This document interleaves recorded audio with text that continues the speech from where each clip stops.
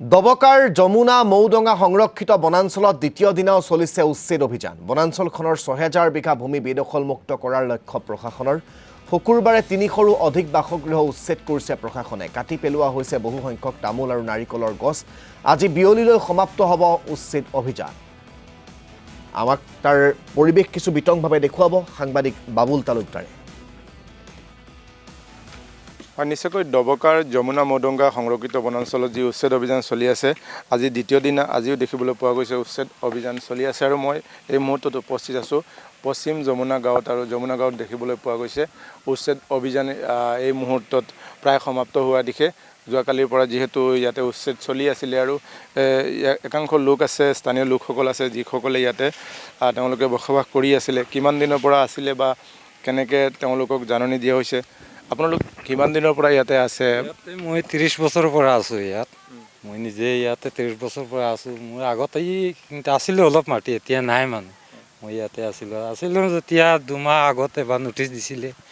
দিয়াৰ পিছততো অলপ মানুহ আহিছে, মোৰ হোজাইৰো মানুহ আহিছে, আহি কৈছে বোলে থাকক, এতিয়া মই চাম আৰু হাইকোৰ্টত কি কয়, মুখ্যমন্ত্ৰীক ক'ম মই কি কয়। যেনে তেনেহ'লে মাটি অকণমান ৰখাই দিম আৰু। নেতাবিলাক আহিছে, হবি মহম্মদো আহিছিলে হোজাইৰ পৰা। আহি কৈছে যেতিয়া উচ্ছেদ কৰিব মই থাকিম তাত, চিন্তা কৰিব নালাগে, এতিয়া যাব নালাগে থাকক।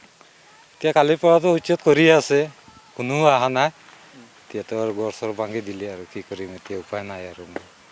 মোৰ মাটি মিৰা নাই, ইয়াতো আছোঁ মই আৰু। কিনিতে ৰাস্তাৰ ওচৰতে কেম্প বনাই এতিয়া আৰু কি ক'ম আৰু। এতিয়া ক'ত আছে মানুহখিনি? মানুহখিনি এই ৰাস্তাৰ ওচৰতে আছে, কেম্প বনাই আছে, শিবিৰ বনাই।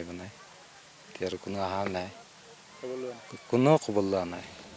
ই আগতে কৈছিলে যেতিয়া উচ্ছেদ কৰিব মই থাকিম আপোনাৰ ওচৰত, চিন্তা কৰিব নালাগে, ইয়াত পৰা যাব নালাগে। মই 1 বিঘা কৰি মাটি যেনে তেনেহ'লে আনি দিম আপোনাক, চব ৰাইজক।